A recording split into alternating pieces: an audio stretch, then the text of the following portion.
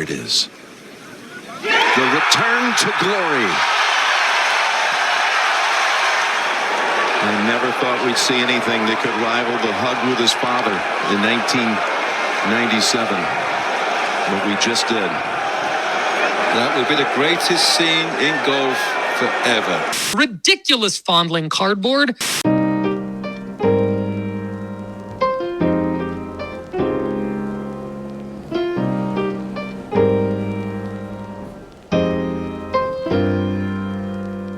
What is up? Welcome back to Fondling Cardboard.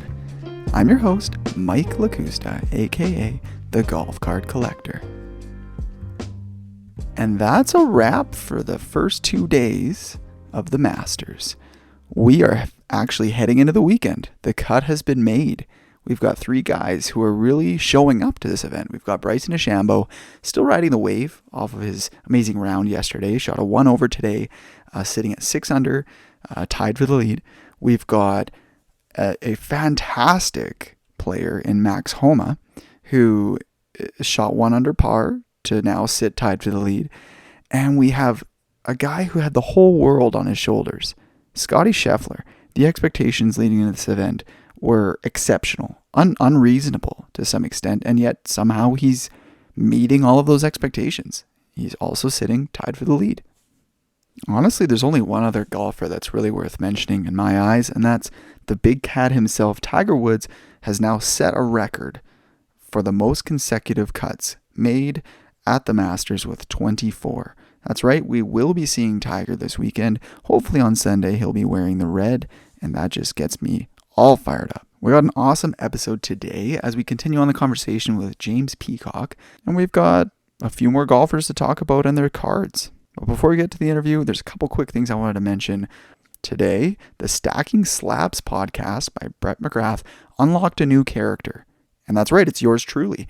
The Golf Card Collector made it to the mainstream on Stacking Slabs. We had an awesome conversation about golf cards. Brett McGrath is not a golf card collector. He is a fan of the sport. So it was a perfect guy to interview me to get to know the hobby, to get to know the segment, the niche of golf sports cards. And yeah, the questions he asked were excellent. It's basically a great primer for anybody interested in golf, wants to know a little bit more about the sports cards.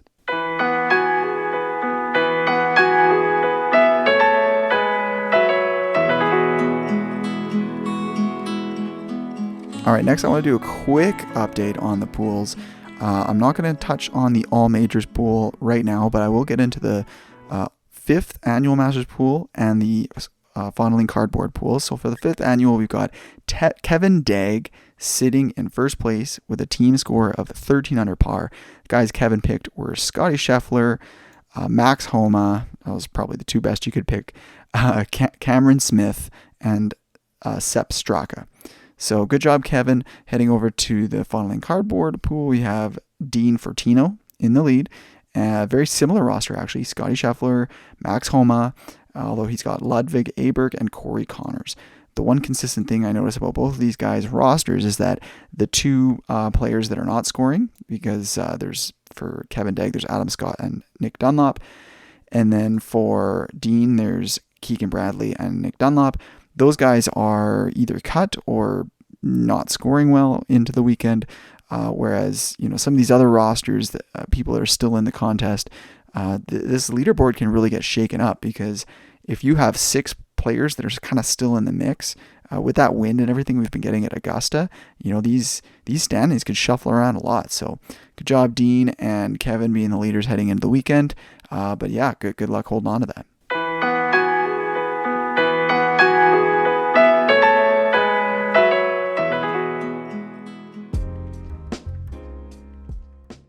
And lastly, I just want to say thank you to a sponsor of this episode. That's the Sports Card Strategy Show and NoOffSeason.com. My friend Paul Hickey has donated a John Rahm rookie card. That's right, the PSA 7 Sports Illustrated for Kids that he's talked about on his show, on my show. He donated that. We gave it away last night as a prize to a listener of the show. So thanks, Paul, for your donation. Paul has a premium membership on NoOffSeason.com where he can help you make money flipping cards. Not exactly my thing, not the way I like to look at cards. However, everybody gets to participate in the hobby their own way, and good for you, Paul, making that a full-time living. flipping cards and making content about it. All right, guys, I think that's it. So let's jump right into the interview. All right, let's move on to the next person. We got Cameron Smith. This might be an easy one. The Australian used to have the iconic mullet flow. He shaved it relatively recently, said he just got tired of the mullet. What's your take on him as a player? Yeah, I mean, another golfer that I'm a fan of. I loved watching him really contend in the Masters a few times. Yeah, another great player. He's a funny guy, easygoing guy. I've seen a couple interviews of him just like at his house and like fishing, and he just seems like a guy you can hang out with. And that bodes a lot. Like that goes a long way for me. That it's just someone chill, down to earth, humble, it seems like. Mm-hmm. And another guy where I completely respect his personal decisions, and he just seems like a great player and a big fan of golf. And that's some of the things, all the things I can really ask for of like someone I'm going to be a fan of. Mm-hmm. Mm-hmm. I totally agree. Seems like an easygoing guy, someone you could grab a beer with, hang out with. I mean, heck, go golfing with. And Cam Smith, we'll talk about his cards in a second here, but as he's alluded to, he's one of the guys that defected over to Live. Is Yep. defected a bad word? I don't know. Who went to Live, let's say. Yeah.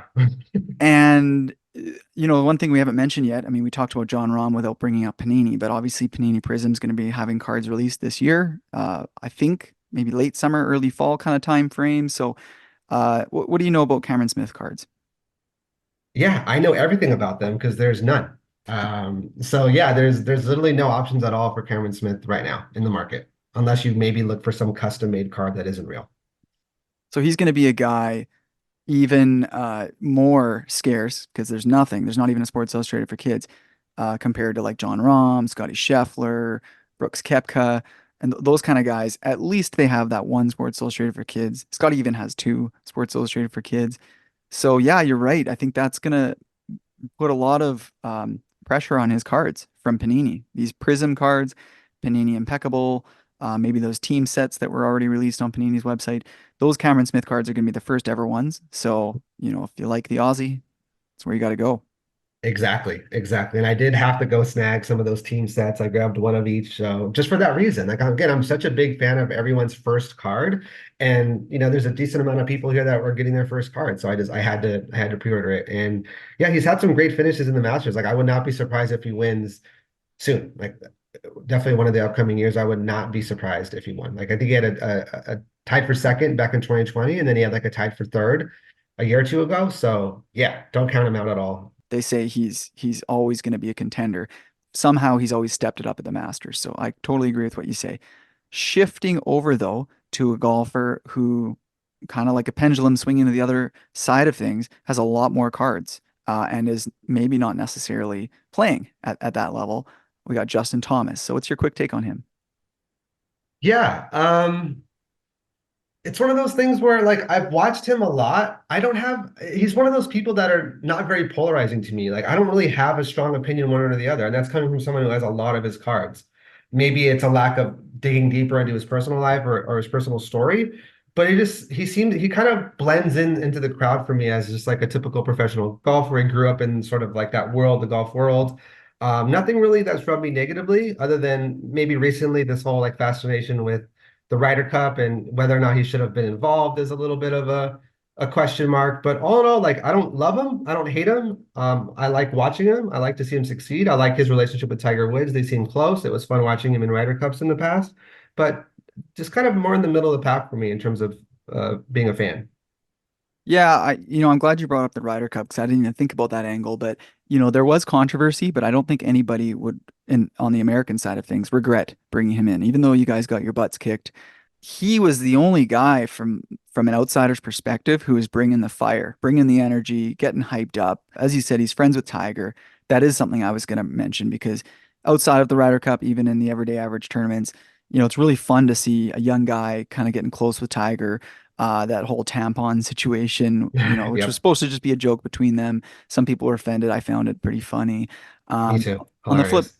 on the flip side, I would expect if he's that close with Tiger, for him to have a lot of inside scoop. Tiger's going to feed him information about Augusta National.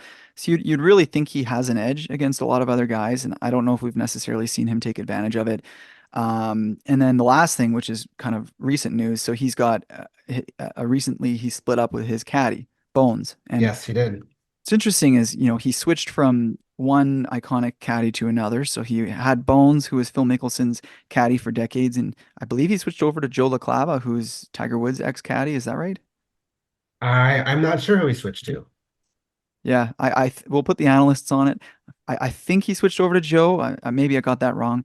But regardless, for me, he doesn't necessarily blend in. When I first started watching golf, he really did. Like he didn't look like there's something special, but I don't know. There's something underneath him that seems like a bit of a firecracker to me and really intriguing.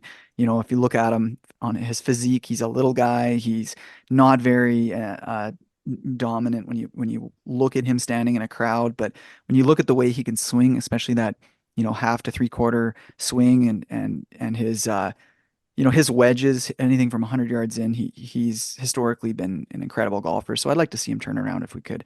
But Justin has a ton of golf cards, if my memory serves me. So what do you got for me? Yeah, he does. He's one of definitely one of the golfers with the higher amount of golf cards. So if you're a fan of him, you have a lot of options. He has over 200 unique cards, so that's really cool. And again, me and my love of sort of pre-rookies that might not be as official as his official rookie.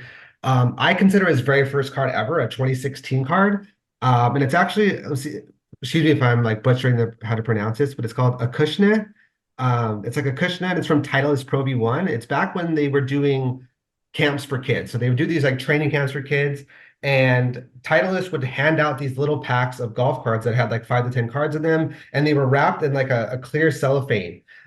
So yes, they're pack pulled, and yes, they were randomized, but it wasn't like an official release. It was just a really small print run at these kids' camps where they were learning how to play golf. And I love that set. I think that set is completely underrated, completely under the radar. They never pop up. So I think that card's very cool of them. It has like a fake signature. So it has their signature on top of the card, but it's just a printed signature. And he looks really young, and it's from 2016. So I'm a big fan of that. Ricky Fowler is also in that set. So there's a couple of people that actually have their pre-rookie in that set. And it's one of those in-betweens where some people don't consider it as official, like PSA won't grade it, but like BGS will. So I think that card's really cool, and I'm a big fan of it. So that's a 2016. And then you go right into 2016. He was in all of the Upper Deck parallels and inserts. So if you consider like Goodwin Champions a rookie card and not like an Upper Deck golf strictly set, then I would consider some of his rookie cards in that Goodwin Champions set from 2016. That's a great overview. And you hit on something at the end there, which is if you consider 2016 Goodwin Champions a rookie card, and see, I wouldn't necessarily agree with you that those Titleist cards were pack pulled if they were bundled in with some other goodies. I guess you could say that tobacco cards were bundled with cigarettes, and you could say Sport King cards were bundled with gum. Um, Well, to correct you, I have a pack sealed, so there's nothing else in it. It's just a stack of cards that are sealed in a pack. oh, It's just a clear pack, but it's in a okay. pack, and there's a stack of cards, and that's all that's in there. So I consider it pack pulled, but it's on the fringe because it's sort of like those packs you get from like the National Convention where there's like a couple cards in a pack. So it's a pack, but it's not from like a box or like a complete run. Gotcha. Yeah, I bet we could talk all day and debate about the definition of pack Yes. pulled. At the end of the day, it doesn't really matter. I mean, I'm curious how many cards are there in that set? Is there like 5 guys, 20 guys, 100? I think there's about 12. Okay. It's a really small set. It's a really small set. You buy 6 packs, you might get the whole set. But at the end of the day, what does it matter? Because I lean towards what you define as an XRC, a pre-rookie card. To me, that stuff's really cool, like the Tiger Woods cards, the 96, 97, the Sports Illustrated for Kids, that uh, whatever that Masters one, the big tall boy black one, which by the way is the prize in one of the prizes Yes. in our Great Masters call. pool. So I'm with you. He's got 2016 Goodwin Champions, not an upper deck golf specific product, which I No, believe that Beckett actually defines a rookie card for golf as the first upper deck pack pulled card of a golf got dedicated it. set. So Got it. Well, then that that's going to bring up a new debate for us because he is part of the 2021 sets, which were awesome. So now it's this debate of if you think Artifacts is the rookie or if you think SP Authentic is the rookie, but he's definitely a part of all of those sets, which is very cool. yeah, and I personally believe that Goodwin would be his rookie cards because he's got base cards, he's got different variations, he's got the rookie autographs. And that said, it's not golf dedicated. I kind of disagree with Beckett in that respect. But it is what it is. You know, it's one of those little hobby nuances. So as you alluded to, he does have rookie cards from 2021 with artifacts, SB Game Used, SB Authentic. Anything else I'm missing? Um, no, I don't think so. I think that was pretty much it. It's just one call that I do have to circle back and finish it off with the story of Tiger that they're best friends. They do one of my favorite Justin Thomas cards is they have a SP Authentic Moments Gold where it's him and Tiger at the Ryder Cup, arms are around each other, and it's signed by both of them. That card's really cool. Yeah, I love that card. You have it? No, I don't. Okay. You know, personally, the word grail gets thrown around a lot, but a card of that style, with Michael Jordan and Tiger Woods would kind of be my grail card. There's Yeah, a I there's mean, a there is one. yeah, there is one. There's one from Goodwin Champions. I'm sure they've got a couple dual autographs, but anyways, I digress. Let's move along to Patrick Cantlay. Quick take on him. Yeah, I mean, I don't know. I didn't have much of an opinion on Patrick Cantlay. When he won the FedEx Cup, I was kind of like, I didn't really know who he was. So that kind of put him on the radar for me. And then just like the whole vibe thing, I keep going back to the vibe, and I just have never really watched many interviews or videos or anything like that that made me want to like root for him or be like, oh yeah, this guy like I would hang out with, just like the Cameron Smith thing. Like it's sort of the opposite for that, where I don't get that same vibe. So I don't know if he's just very serious or reserved or anything like that. But again, you can't deny his playing ability, but just off the course, nothing has really grabbed me to want to follow him or collect his cards specifically. And then just the whole, hat debacle was kind of interesting. Forgot about that So one.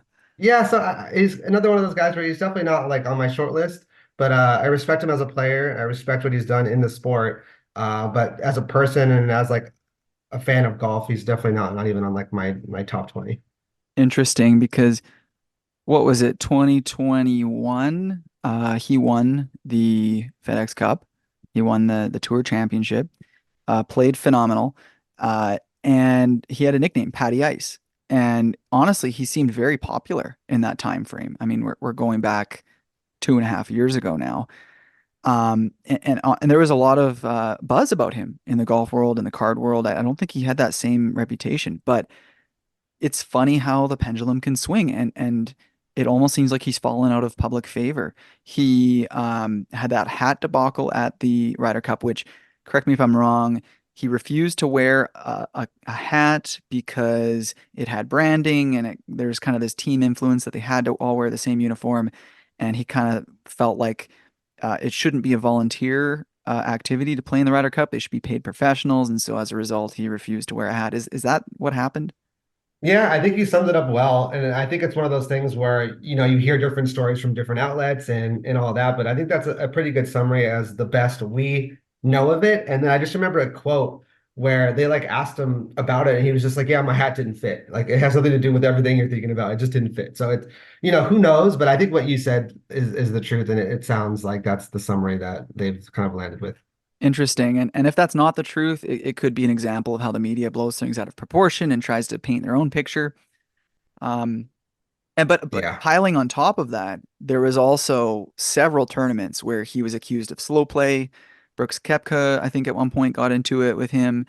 And so that also kind of knocked him down a peg or two. Yes, that's frustrating. Thank you for bringing that up. That was another factor where I hate slow play watching and just being in person with people that have slow play. So I think that is a fair point, and that was maybe like the start of me being like, oh, that's not good. And then the hat thing was like annoying, and then that was enough to just be like, okay, that's a little until he comes back with something, then he's just not really on my radar right now.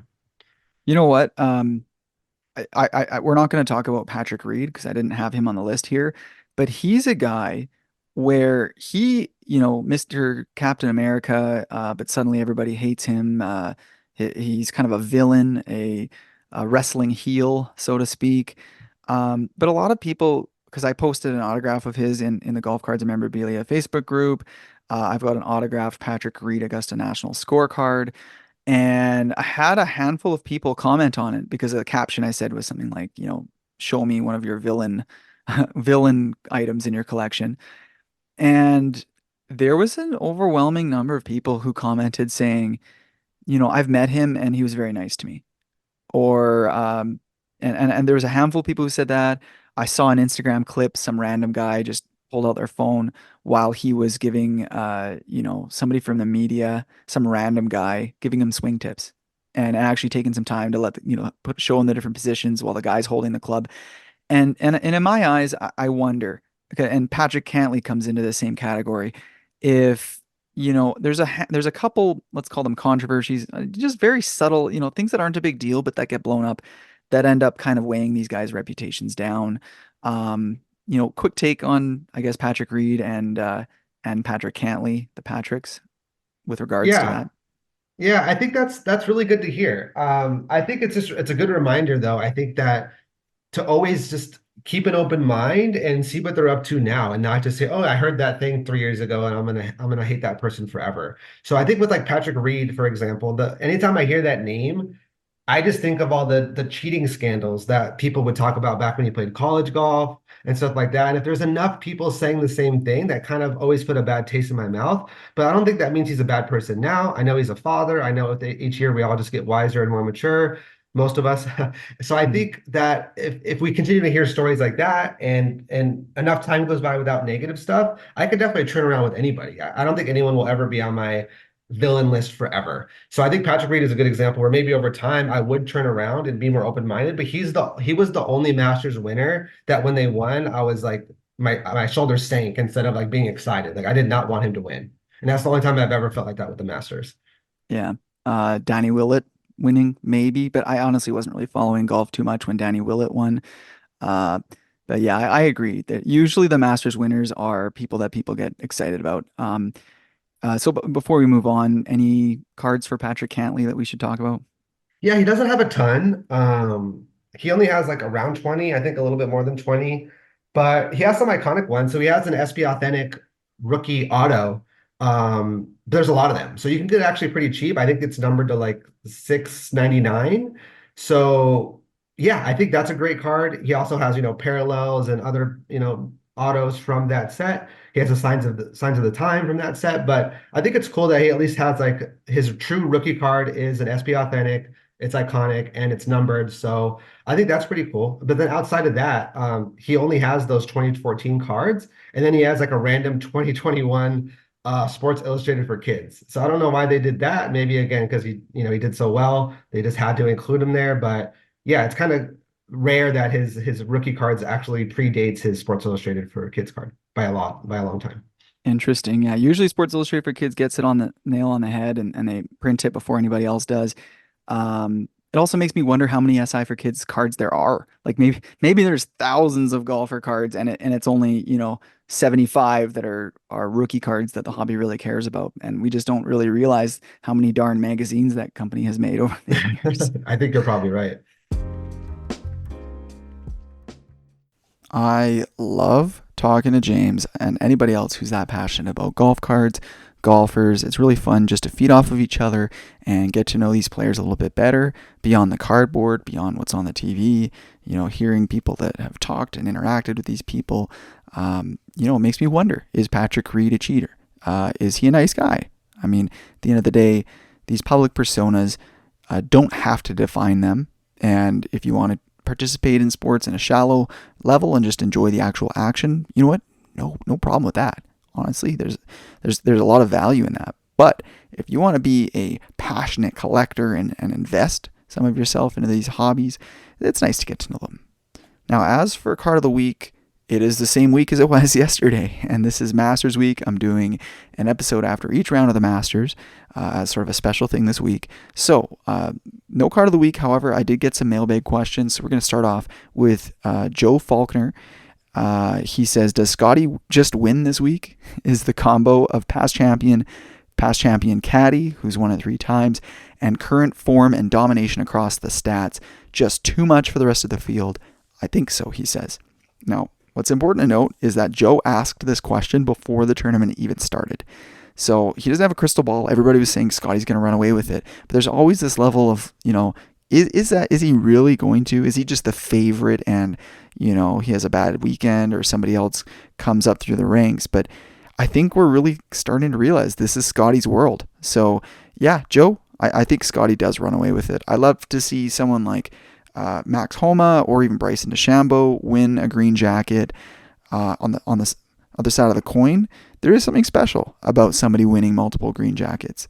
People have kind of been hesitant to do the comparison between Scotty and Tiger. Actually, they haven't been hesitant. It's been done, but people kind of cringe when it happens.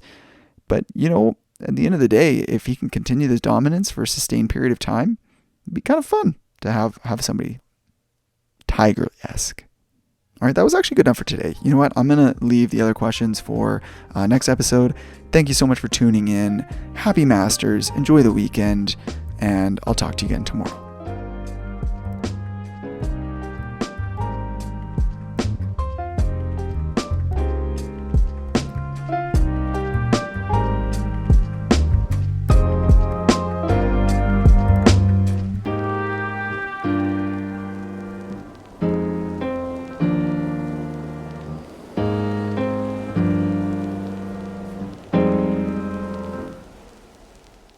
Ridiculous golf card collector.